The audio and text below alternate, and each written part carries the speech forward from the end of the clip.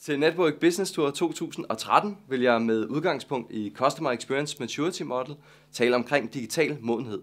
Hvordan kan man som virksomhed måle sin egen modenhed, og hvordan kan man udnytte den viden til at bevæge sig højere op i modenhed? Og hvordan kan man bruge alt det til at binde digitale kanaler sammen med forretningsstrategi?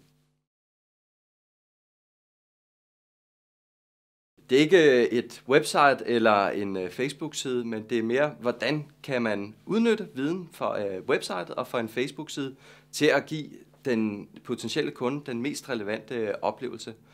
I forhold til analyser, så viser det sig, at op mod 70% rent faktisk har afsluttet deres købsbeslutning, før de tager kontakt til salg, eller før de kommer ned i butikken for at kigge på et produkt.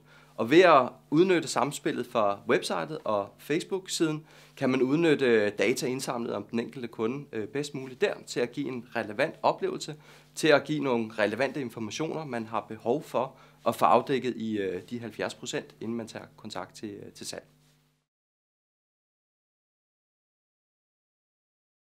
Der er rigtig mange fordele, man kan opnå ved at integrere sit website med sociale medier. Helt overordnet så handler det om at give den bedste oplevelse for brugeren eller den potentielle kunde.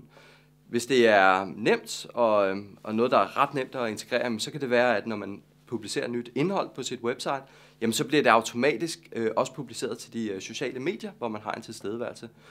En lidt dybere integration kan være, at brugeren kommer ind på et website, bruger sine sociale data til at connecte med websitet, og vi så får adgang til, hvem er brugeren, hvad er det for nogle præferencer, den her bruger har, og det kan vi bruge til at ændre indholdet på websitet, så det matcher bedst til den enkelte bruger. Omvendt kan samspillet imellem website og det sociale medie også spille sammen, så vi kan bruge data, vi kan bruge præferencer til at have en dialog på tværs af de her forskellige kanaler og give en relevant en-til-en dialog med kunden.